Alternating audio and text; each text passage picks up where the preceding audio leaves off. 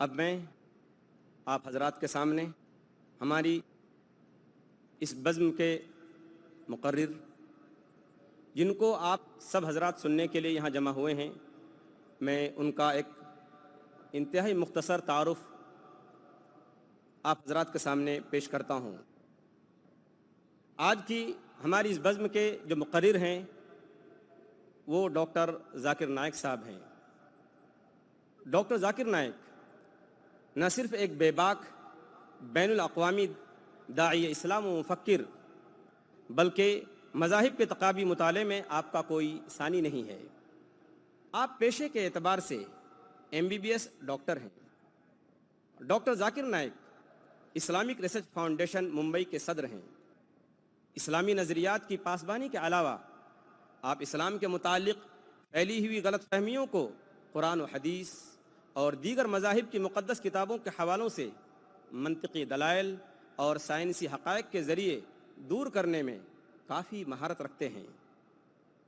آپ اپنے تنقیدی تجزیوں اور عوامی تقریروں کے دوران حاضرین کی طرف سے کیے گئے سوالات کے مدلل اور تشفی بخش جوابات کے لیے ساری دنیا میں جانے جاتے ہیں۔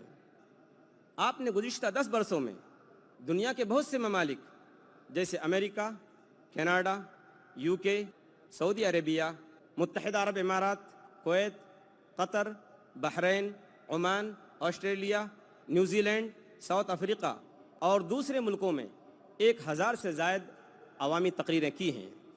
اس کے ساتھ ساتھ ہندوستان کے بہت سارے شہروں میں بھی آپ نے بہت ساری عوامی تقریریں پیش کی ہیں۔ خاص طور پر بنگلور میں آپ نے 21 جنوری سن 2006 کو ایک بڑی تاریخ ساز تقریر کی تھی جو شری شری روی شنکر کے ساتھ ہوئی تھی۔ یہ ایک مباحثہ تھا جو لائیو ٹیلی کاسٹ بھی ہوا تھا اور انتہائی کامیاب رہا۔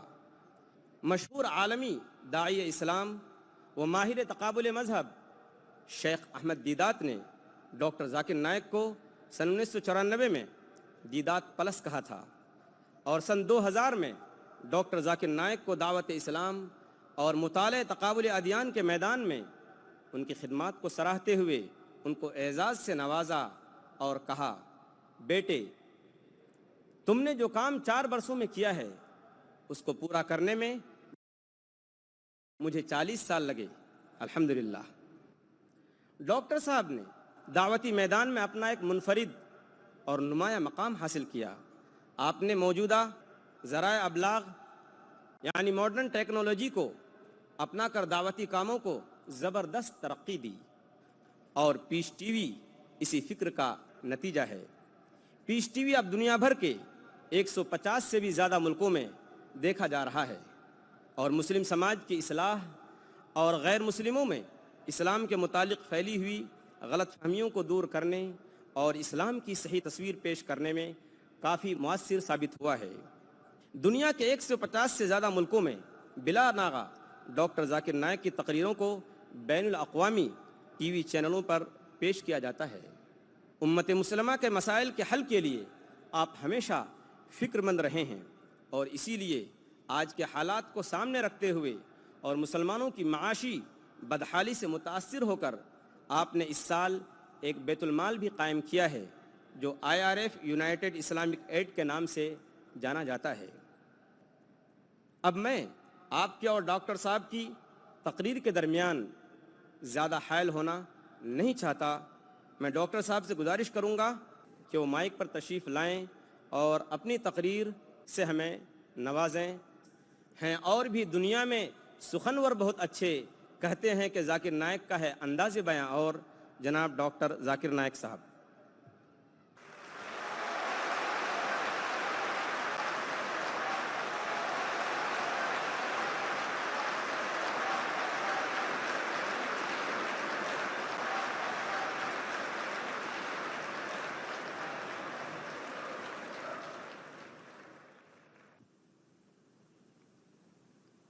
الحمدللہ والصلاة والسلام علی رسول اللہ وعلی آلہ وصحبہ اجمعین، اما بعد۔ اعوذ باللہ من الشیطان الرجیم، بسم اللہ الرحمن الرحیم۔ قل ان کان آباؤکم و ابناؤکم و اخوانکم و ازواجکم و عشیرتکم وأموال اقترفتموها وتجارة تخشون كسادها ومساكن ترضونها أحب إليكم من الله ورسوله وجهاد في سبيله فتربصوا حتى يأتي الله بأمره والله لا يهدي القوم الفاسقين رب اشرح لي صدري ويسر لي أمري واحلل عقدة من لساني يفقهوا قولي. میرے محترم بزرگوں اور میرے عزیز بھائیوں اور بہنوں، السلام علیکم ورحمۃ اللہ وبرکاتہ. مجھے بے حد خوشی ہو رہی ہے کہ الحمدللہ 3 سال بعد میں پھر سے پونا میں موجود ہوں اردو تقریر دینے کے سلسلے میں، اور میں اس کے لیے اللہ سبحانہ تعالیٰ کے بعد جناب پی نامدار صاحب کا آبھاری ہوں اور میں شکریہ کرتا ہوں. اور الحمدللہ میں اس کیمپس کے لیے دعا کرتا ہوں کہ اللہ سبحانہ و تعالیٰ اس کیمپس کو نہ ہی صرف پونا میں بلکہ سارے ہندوستان میں انشاءاللہ ایک مثال بن کے رہ جائے. جیسے آپ جانتے ہیں کہ میں اکثر تقریر صرف انگریزی میں کرتا ہوں. چند مواقع پہ جب آرگنائزر اصرار کرتے ہیں تو میں کوشش کرتا ہوں کہ کچھ بات میں اردو میں کہوں. کیونکہ میری تعلیم انگریزی میں ہوئی ہے، ممکن ہے کہ اس تقریر میں جو میں اردو میں کرنے جا رہا ہوں کافی غلطیاں ہوں گی، تو اسی لیے میں تقریر کے پہلے آپ سب لوگ سے معذرت چاہتا ہوں. آج کی تقریر کا موضوع ہے دعویٰ یا ہلاکت. دعویٰ کی کیا معنی ہے؟ جو لوگ اردو اور ہندی جانتے ہیں وہ دعوت کی معنی جانتے ہیں، اور جب بھی یہ لفظ دعوت جب ہم سنتے ہیں فوراً ہمارے دماغ میں مٹن بریانی یا پلاؤ آ جاتا ہے. جب بھی دعوت کا لفظ سنتے ہیں مٹن بریانی، چکن بریانی یا پلاؤ ہمارے ذہن میں آتا ہے. دعوت کے معنی مٹن بریانی یا چکن بریانی نہیں ہے. دعوت کی معنی ہے بلانا. It means an invitation. اور آج ہم کھانے کی دعوت کے بارے میں نہیں ذکر کرنے والے، ہم ذکر کرنے والے ہیں دعوت الاسلام کے بارے میں. اور جب بھی کسی کو دعوت دی جاتی ہے وہ انسان غیر ہوتا ہے، اپنے گھر والوں کو دعوت نہیں دی جاتی. تو دعوت اسلام کے پس منظر میں اس کے صحیح معنی ہے غیروں کو بلانا، غیر مسلمانوں کو اسلام کی طرف بلانا. اور جب ہم کوئی مسلمان سے اسلام کے بارے میں بات کرتے ہیں اس کے معنی ہے اصلاح. اسلام مطلب مرمت کرنا. اگر ہم کوئی مسلمان سے اسلام کی بات کرتے ہیں اور کچھ چیز اس انسان کو بتلاتے ہیں اسے کہتے ہیں اصلاح. لیکن زبان میں اصلاح اور دعوت جب استعمال کرتے ہیں تو لوگ یکساں کرتے ہیں، لیکن خصوصاً طور پہ یہ لفظ دعوت استعمال ہوتا ہے غیر مسلمانوں کے لیے اور اصلاح استعمال ہوتا ہے مسلمانوں کے لیے. اللہ سبحانہ و تعالیٰ فرماتے ہیں قرآن مجید میں سورہ آل عمران میں سورہ نمبر 3 آیت نمبر 110 میں کنتم خیر امۃ اخرجت للناس. اے مسلمان، آپ ساری انسانیت میں سب سے بہترین قوم ہیں. اللہ سبحانہ و تعالیٰ ہمیں عزت دے رہا ہے. اللہ سبحانہ و تعالیٰ فرماتے کہ ہم مسلمان ساری انسانیت میں سب سے بہترین قوم ہیں. جب بھی کسی کو عزت دی جاتی ہے عزت کے ساتھ ذمہ داریاں ہونا لازم ہے.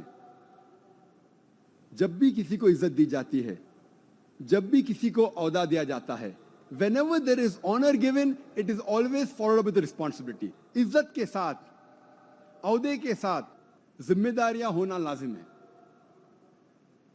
مثال کے طور پہ ایک اسکول میں پرنسپل کا عہدہ ٹیچر سے زیادہ ہے.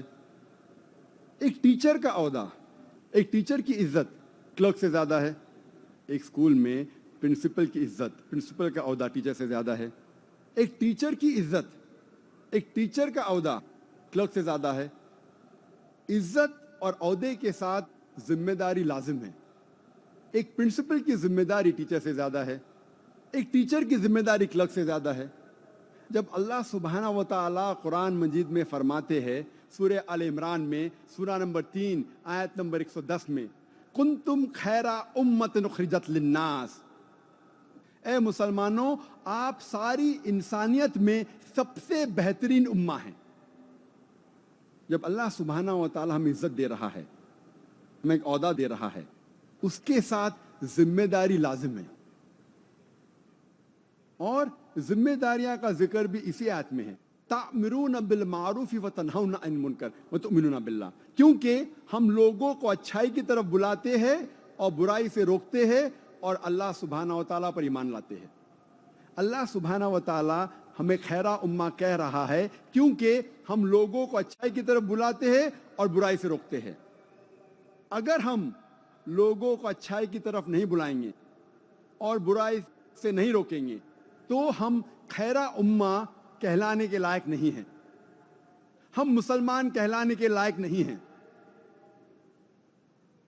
اگر ہم خیرہ امہ ہے، اگر ہم مسلمان ہیں تو ہمارے پہ فرض ہے کہ ہم لوگوں کو اچھائی کی طرف بلائیں اور برائی سے روکیں۔ اگر ہم لوگوں کو اچھائی کی طرف نہیں بلاتے ہیں اور برائی سے نہیں روکتے ہیں تو ہم مسلمان کہنے کے لائق نہیں ہیں، ہم خیرہ امہ کہنے کے لائق نہیں ہیں۔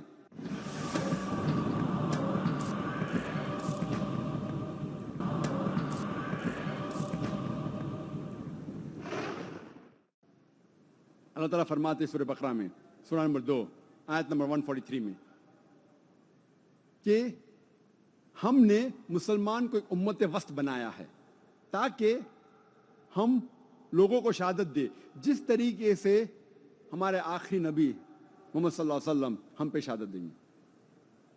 اور اس تقریر کے شروعات میں نے قرآن مجید کی ایک آیت کا تلاوت کی، سورہ توبہ سورہ نمبر 9 آیت نمبر 24۔ سورہ توبہ قرآن مجید کی سب سے سخت سورہ ہے۔ سورہ توبہ قرآن مجید میں سب سے سخت سورہ ہے۔ کیوں میں کہہ رہا ہوں کہ سورہ توبہ قرآن مجید میں سب سے سخت سورہ ہے؟ کیونکہ یہ ایک واحد سورہ ہے سارے قرآن مجید میں جس کے شروعات میں بسم اللہ الرحمن الرحیم نہیں ہے، اللہ کے نام سے جو مہربان اور بے نیاز ہے۔ ورنہ ہر سورہ قرآن مجید میں 114 سورے ہیں اور ہر سورے کے شروعات میں ہے بسم اللہ الرحمن الرحیم، اللہ کے نام سے جو مہربان اور رحیم ہے۔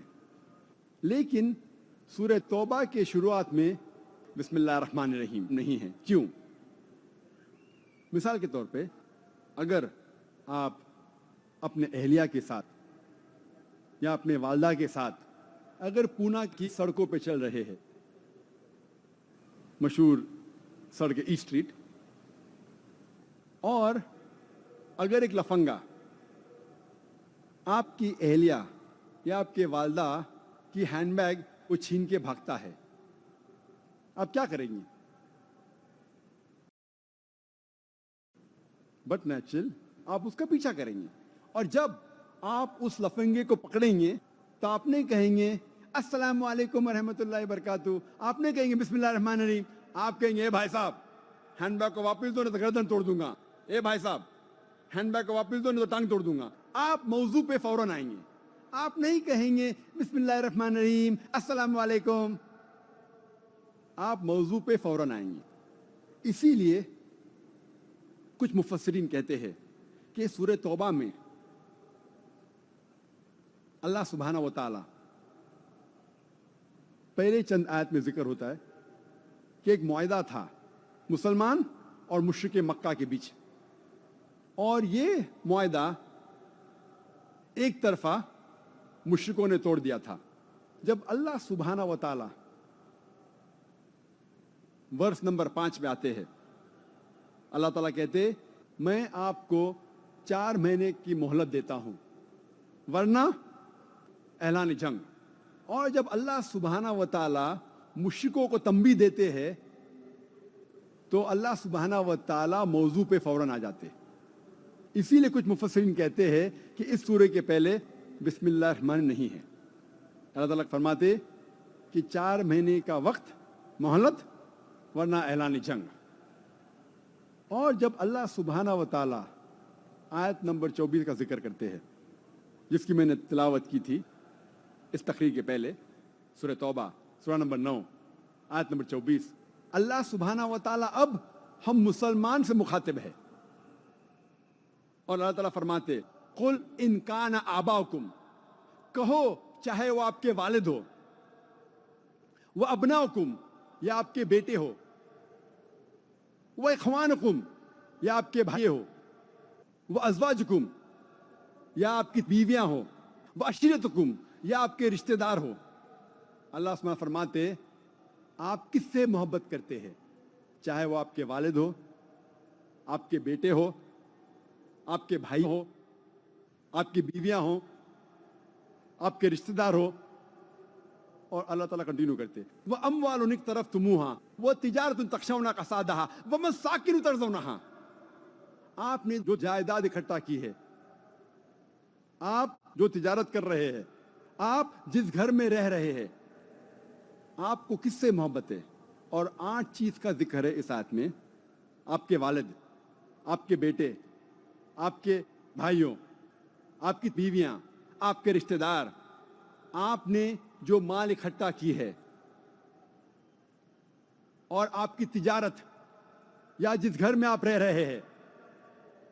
اللہ تعالیٰ فرماتے احب الیکم، کہ آپ اگر ان سے محبت کرتے ہیں، احب الیکم من اللہ ورسولہ وجہاد فی سبیلہ، اگر آپ ان 8 چیزوں سے زیادہ محبت کرتے ہیں، اللہ سے زیادہ، اللہ کے رسول سے زیادہ، اور اللہ کی راہ میں جہاد کرنے سے زیادہ، اگر آپ ان 8 چیزوں سے زیادہ محبت کرتے ہیں، اللہ سے زیادہ، اللہ کے رسول سے زیادہ، اللہ کے راہ میں جد و جہد کرنے سے زیادہ، اللہ تعالیٰ فرماتے فتربصوا، آپ ٹھہرو، حتی یاتی اللہ بامری واللہ لا یحب الفاسقین، آپ ٹھہرو، اور اللہ سبحانہ و تعالیٰ آپ کے اوپر ڈسٹرکشن لائیں گے، اللہ سبحانہ و تعالیٰ آپ کو ہلاک کریں گے، واللہ لا یحب الفاسقین، اور اللہ سبحانہ و تعالیٰ فاسق لوگ کو سیدھی راہ نہیں دکھاتا۔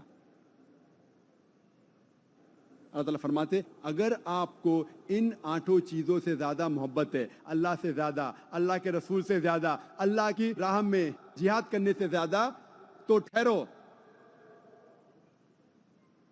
اللہ سبحانہ و تعالیٰ آپ پہ تباہی لائیں گے، اللہ سبحانہ و تعالیٰ آپ کو ہلاک کریں گے، واللہ لا یحب الفاسقین، اور اللہ سبحانہ و تعالیٰ فاسق لوگ کو سیدھی راہ نہیں دکھاتا۔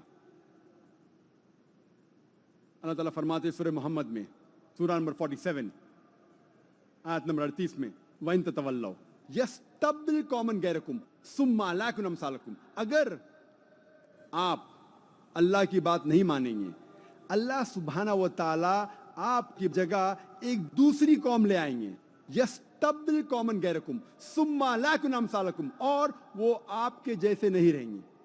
اگر آپ اللہ سبحانہ و تعالیٰ کا کہنا نہیں مانیں گے، اللہ سبحانہ و تعالیٰ کے پیغام پہ عمل نہیں کریں گے، تو اللہ سبحانہ و تعالیٰ آپ کی جگہ ایک دوسری قوم کو لے آئیں گے، اور وہ آپ کے جیسا نہیں رہیں گے۔ اور یہ تاریخ اس کی گواہ ہے، جب بھی کوئی قوم اللہ سبحانہ و تعالیٰ کی بات نہیں مانتی، اللہ سبحانہ و تعالیٰ اس کے بدلے ایک دوسری قوم کو کھڑا کرتے ہیں۔ اور اس کی مثال سورہ جمعہ میں بھی ہے۔ اللہ سبحانہ و تعالیٰ نے اپنے پیغام کے لیے پہلے یہود کو چنا تھا، اور اللہ تعالیٰ فرماتے ہیں سورہ جمعہ میں سورہ نمبر 62 آیت نمبر 5 میں کہ یہودی کو اللہ سبحانہ و تعالیٰ نے پیغام دیا تھا، لیکن ان کی مثال ہے گدھے کی طرح۔ گدھے کے پیٹھ پہ کتاب لا دی جاتی ہے، لیکن ان کو کچھ فرق نہیں پڑتا۔ اور ہم دیکھتے ہیں جب یہودی اللہ سبحانہ و تعالیٰ کی بات نہیں مانتے، تو اللہ سبحانہ و تعالیٰ ایک دوسری قوم کو لے کے آتے ہیں، عربوں کو، اور یہودی عربوں کو نیچا دیکھتے تھے۔ تو جو انسان کو آپ نیچے دیکھتے ہیں، وہی انسان کو اللہ سبحانہ و تعالیٰ اوپر لے کے آتا ہے اور آپ کے سر پہ بٹھاتا ہے، اور اپنے قرآن مجید کے ذریعے، اپنے پیغام کے ذریعے قرآن مجید کو نازل کرتا عربوں پہ، اور یہ قوم الحمدللہ they become the torch bearer، یہ قوم اوپر آتی ہے۔ لیکن آج اگر ہم مسلمان اللہ سبحانہ و تعالیٰ کے احکامات پر عمل نہیں کریں گے تو اللہ تعالیٰ فرماتے یستبدل قوما غیرکم ثم لا یکونوا امثالکم. اگر آپ اللہ کی بات نہیں مانیں گے اللہ سبحانہ و تعالیٰ آپ کی جگہ ایک دوسری قوم کو لے کے آئیں گے اور وہ آپ کی طرح نہیں ہوں گی. جب ہم مسلمان سے پوچھتے ہیں اور میں آپ سے بھی پوچھنا چاہتا ہوں کہ آپ اس سارے کائنات میں سب سے زیادہ محبت کس سے کرتے ہیں؟ میں آپ سے پوچھنا چاہتا ہوں کہ سارے کائنات میں آپ سب سے زیادہ محبت کس سے کرتے؟ کس سے کرتے؟ اللہ سے. ماشاء اللہ. آسان سوال، جواب بھی آسان. اگر آپ کوئی بھی مسلمان سے پوچھیں گے اس سارے کائنات میں آپ سب سے زیادہ محبت کس سے کریں گے تو جواب ہے اللہ سبحانہ و تعالیٰ. یکساں جواب. میں آپ سے پوچھنا چاہتا ہوں کہ اگر آپ ایک صبح کو اپنے گھر سے نکلتے ہیں اپنے کام پہ اور آپ کا پڑوسی آپ کی والدہ سے بری بات کرتا ہے، آپ کی والدہ کو گالیاں دیتا ہے، آپ جب شام کو واپس آئیں گے اور آپ کو پتہ لگتا ہے کہ آپ کا پڑوسی آپ کی والدہ کو بہت گالیاں دی بنا وجہ، آپ کو جب پتہ چلے گا کہ آپ کا پڑوسی آپ کی والدہ کو گالی دیا، آپ کیا کریں گے؟ کیا کریں گے آپ؟ اگر کوئی بنا وجہ آپ کی والدہ کو گالی دیتا آپ کیا کریں گے؟ لوگ کہہ رہے ہیں ماریں گے، کوئی کہتا میں تنگڑی توڑوں گا، کوئی کہے گا میں جان لے لوں گا. اگر بنا وجہ کوئی انسان آپ کی والدہ کو گالیاں دیتا ہے تو کیا کریں گے؟ کوئی کہتا میں ماروں گا اسے، کوئی کہتا تنگڑی توڑوں گا. کیوں؟ کیونکہ ہم اپنی والدہ سے محبت کرتے ہیں. کرتے ہیں کہ نہیں؟ ہاں کہ نہیں؟ ماشاء اللہ، بے شک.